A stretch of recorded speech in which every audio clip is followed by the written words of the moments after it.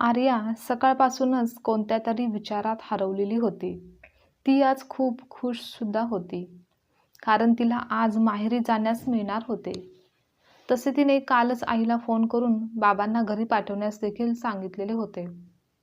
पण दुपारचे 12 वाजले तरी माहेरातून कोणीच आलं नव्हतं. म्हणूनच आर्याचे लक्ष कुठेच लागत नव्हते. ती तिच्याच विचारात मग्न होती. काही वेळाने घरातील सर्वजण जेवणासाठी बसले, तेव्हा देखील आर्या अस्वस्थच होती. "अगं सूनबाई, लक्ष कुठं आहे तुझं? दोनदा बोलले, पाण्याचा ग्लास इकडं दे." "सॉरी सॉरी आई, लक्षच नव्हतं माझं." थोडं अवघडल्यासारखं आर्या बोलली आणि पाण्याचा ग्लास सासूबाईंना दिला. सर्वांचे जेवण झाले व सर्व हॉलमध्ये जाऊन बसले, पण अजून आर्या जेवतच होती. लक्ष मात्र तिचं सतत दाराकडे होतं. आज तिचे वडील तिला घ्यायला येणार होते. आर्याच्या लग्नाला काहीच महिने झाले होते. सासरच्या घरापासून माहेर तसं जवळच होतं. त्यामुळे माहेरी राहायला जाणं विशेष करून असं कधी झालंच नाही.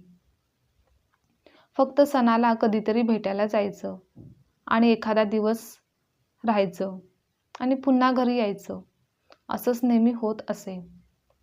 पण तिला माहेरात 4-5 दिवस चांगले निवांत राहावं, आईच्या हातचे जेवावे आणि मग कुटुंबासोबत वेळ घालवावा, असं कायमच मनापासून वाटायचं. पण लग्न झाल्यापासून असं काहीच झालेलं नव्हतं. त्यामुळे ती नाराजच होती. पण यावेळी तिने ठरवलेलं होतं की रक्षाबंधनाला चांगले 8 ते 10 दिवस राहायचे. त्या निमित्ताने आईशी मनमोकळ्या गप्पा मारता येतील, कुटुंबासोबत आनंदाचे क्षण साजरे करता येतील. म्हणूनच रक्षाबंधनाच्या काही दिवस आधीच तिने आईला फोन करून सांगून ठेवलं होतं की बाबांना मला घ्यायला पाठव. तेव्हा आईने देखील आनंदाने होकार दिला होता. आपल्याला माहेरी जायला मिळणार आणि मस्त काही दिवस राहणार, या विचाराने ती आनंदी होती. त्या दिवशी रात्री सर्व कामे आवरून आणि जेवण करून झोपायला गेली.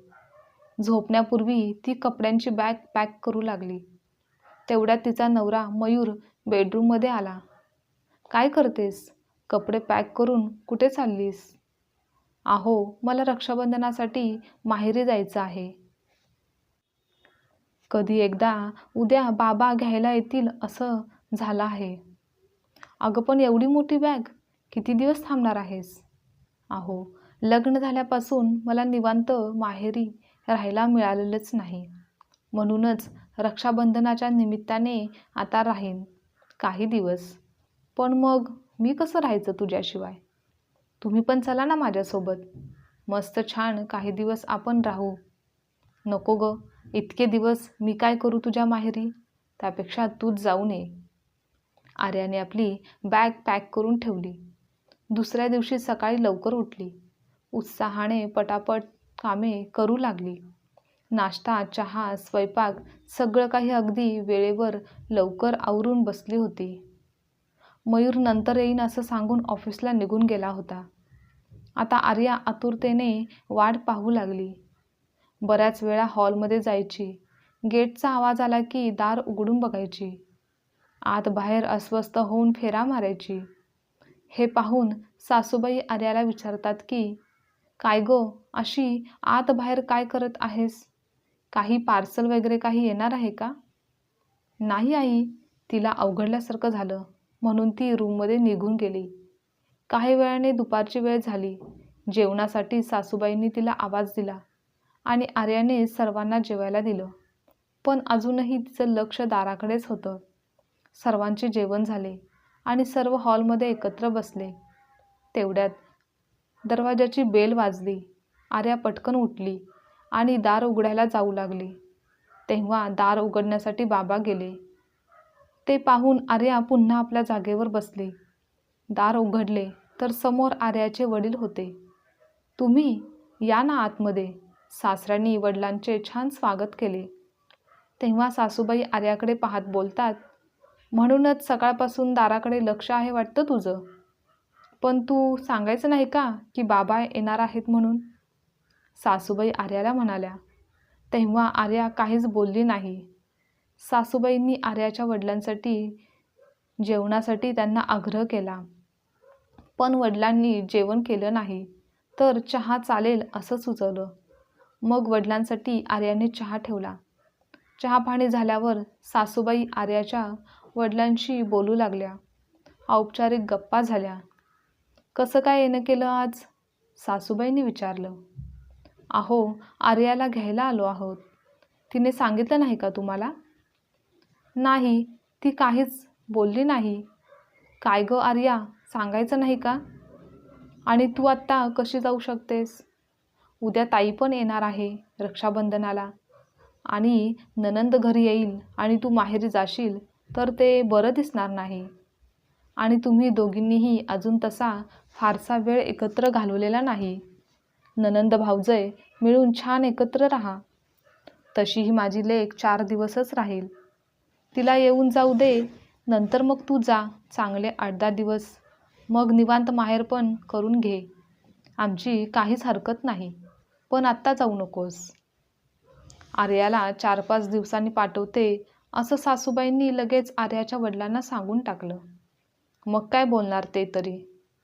मुलीचा निरोप घेऊन ते निघण्यास उठले. मुलीच्या डोळ्यात अश्रू त्यांच्या नजरेतून लपले नव्हते, पण ते काही करू शकले नाहीत. त्यानंतर आर्या हिरमसून आपल्या रूममध्ये निघून गेली. संध्याकाळचा स्वयंपाक तिने बनवला, पण तिचे लक्ष मात्र कशातच नव्हते. नाराजीचे सूर तिच्या चेहऱ्यावर स्पष्ट दिसत होते. बायको माहेरी गेली असेल असं समजून मयूर थोडा उशिराच घरी आला. आई, मला जेवायला दे, असं बोलत तो किचनमध्ये जातो, तर समोर आर्याला पाहून त्याला आश्चर्यच वाटतं. पण आईसुद्धा तेथेच असल्याने तो काहीच बोलत नाही. नंतर झोपायला बेडरूममध्ये गेला. रूममध्ये जाताच तो बोलतो की, अगं, तू तर माहेरी जाणार होतीस ना? उद्या ताई येणार आहे, म्हणून आई नको जाऊ म्हणाल्या. ताई गेल्यावर जा बोलल्या. अगं, पण ताई आपल्या माहेरी येत आहे, तर तू तुझ्या माहेरी जायला नको का? चल, मी आईशी बोलतो. नको हो, जाऊ द्या, जाईन मी नंतर. उगाच नवऱ्याकडे तक्रार केली म्हणतील. उगाच मतभेद नको. आर्या, किती समजूतदार आहेस ग तू, पण कधी कधी आपल्या हक्कासाठी बोलावं लागतं. मी मध्ये बोलू नये असं तुला वाटत असेल ना, तर मग तू स्वतः उत्तर द्यायला शिक. आर्याचा हात हातात घेत मयूर म्हणाला. असू द्या, 4-5 दिवस तर राहणार आहेत ताई, नंतर जाईन मी निवांत. पण जरी आर्या अशी बोलत असली तरी ती मनातून दुखावलेली होती. दुसऱ्या दिवशी नणंद माहेरी आली. भाऊ, वहिनी, आई सगळ्यांना ती भेटली. आर्या नंदेसाठी पाणी घेऊन आली, तेव्हा नणंद बोलली की, अगं, तू रक्षाबंधनासाठी माहेरी नाही गेलीस का? नाही ताई, तुम्ही येणार होतात ना, आर्या म्हणाली. अगं, मग काय झालं, घरी आई, बाबा, भाऊ आहेत ना. सासूबाई बोलल्या. अगं, मीच नाही म्हटलं तिला. आता तू इतक्या दिवसांनी येणार म्हटल्यावर वहिनी घरी नको का? अगं आई, मी माहेरपणाला आली, तसं तिलाही माहेरपणाला जायचं असेल ना. मी कुठं नाही म्हणते, तू गेल्यावर तिलाही पाठवणार आहेच की, आई म्हणाली. ठीक आहे आर्या, मी माहेरपणाला आली आहे, तर मस्त तुझ्या हातचा चहा कर. हो बोलत आर्या चहा करायला जाते, तेव्हा नणंद आईला बोलते की, आई, जाऊ द्यायचं ना तिला माहेरी. आता इतके दिवस तीच होती का माझं माहेरपण करायला? तू आहेस ना, मग कशाला हवी ती उगाच? तिला वाटत असेलच ना की सणाला माहेरी जावं, आपल्या कुटुंबासोबत वेळ घालवावा.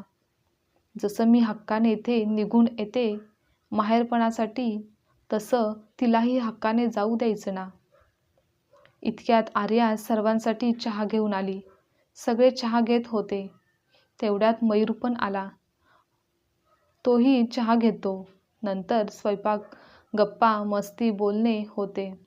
घरातील वातावरण एकदम छान बदलून जातं. रात्रीचे जेवण होते. झोपण्यापूर्वी नणंद मयूरला आवाज देते. अरे मयूर, आर्याला माहेरी पोचव बरं. नणंद मयूरला म्हणाली. ताई, आई नाही म्हणते. मी कशाला नाही म्हणते? ताई आल्यावर जा बोलले होतेच की. ताईची भेट झाली ना, आर्याला आता उद्याच सकाळी तू ऑफिसला जाण्यापूर्वी पोहोचव. जा तयारी कर. आर्या पटकन तयारी करायला आतमध्ये गेली. कपड्यांची बॅग तर आधीच भरलेली होती. सर्वजण झोपी जातात. दुसऱ्या दिवशी सकाळी आर्या लवकर उठून चहा नाश्ता करते. काही वेळाने मयूर व आर्या जाण्यास निघतात. त्यांना सोडायला ननंद बाहेर गाडीपर्यंत आलेली होती. ताई, तुम्हीच आईंना सांगितलं म्हणून आज त्या मला माहेरी पाठवण्यास तयार झाल्या. आर्या नंदेकडे पाहू लागली. विचार करू लागली की अशी काय जादू केली ननंदबाईंनी सासूवर की त्या माहेरी मला पाठवायला तयार झाल्या. कारण काहीही असो, माहेरी जायला मिळालं म्हणून आर्या खूप जास्त खुश होती आणि नंदेबद्दल आदर तिच्या मनात वाढला होता. आर्याला सोडून ननंद आतमध्ये आली. आई थोडी नाराजच वाटत होती. तिच्याजवळ बसत ती म्हणाली की आई, काय झालं? काही नाही, चल स्वयंपाकाची तयारी करते. मयूर संध्याकाळी जेवूनच येईल. मी करते ना, मस्त काहीतरी बनवते. आपल्या लेकीच्या हातचं खाऊन तर बघ, ती किती छान स्वयंपाक करायला शिकली आहे. ननंद समजूतदारपणे आईशी बोलत होती. ती म्हणाली, आई, अगं एक गोष्ट लक्षात ठेव, असं बळजबरीने माणसांना मिळवता येत नाही. तू आर्याला मी येणार आहे म्हणून थांबवलं होतं. तीही थांबली होती, पण मनात एक अडी निर्माण झाली होती तुझ्याबद्दल आणि माझी चूक नसताना माझ्याबद्दल सुद्धा. आई, भाऊजाईचं आणि नंदेचं नातं असं आहे की आधीच नंद म्हटलं की भावाच्या संसारात हस्तक्षेप करणारी असंच मत असतं प्रत्येक मुलीचं. आणि असं काही घडलं की मग त्यात अजूनच भर पडते आणि मग उगाच नंदेचा द्वेष निर्माण होतो. तुला कळतंय ना मी काय म्हणते? हो ग, कळतंय. हे बघ, यानंतर तिला जेव्हा वाटेल तेव्हा तिला माहेरी जाऊ दे. उगाच माझी लेक यायची म्हणून तिला थांबवून ठेवू नकोस. अगं, सुरुवातीला असतं ग माहेरची ओढ. बघ, आता तू जातेस का माहेरी? नाही ना? आता फारसं जावंसं नाही वाटत तुला? काही वर्षांनी आपण आपल्या संसारात रमलो की तेवढी ओढ राहत नाही आणि आईबाबा गेल्यावर माहेर फक्त नावालाच उरतं. तेच म्हणते, जाऊ दे आर्याला. अगं, संसार सुरू झाला, मुलं बाळ झाली, जबाबदाऱ्या वाढल्या की नाही होत जाणं. खरंच आई, म्हणून म्हणते आर्याला माहेरी जाऊ दे. आईच्या गळ्यात पडत ननंद म्हणाली, मी स्वयंपाक करते, चल मी पण येते. दोघी माईलेकी स्वयंपाकघरात गेल्या. आज सर्व पदार्थ आईच्या आवडीचे बनवायचे ठरवले. आजची कथा तुम्हाला आवडल्यास लाईक, शेअर, कमेंट करा आणि चॅनलवर नवीन असाल तर चॅनलला सबस्क्राईबसुद्धा नक्की करा.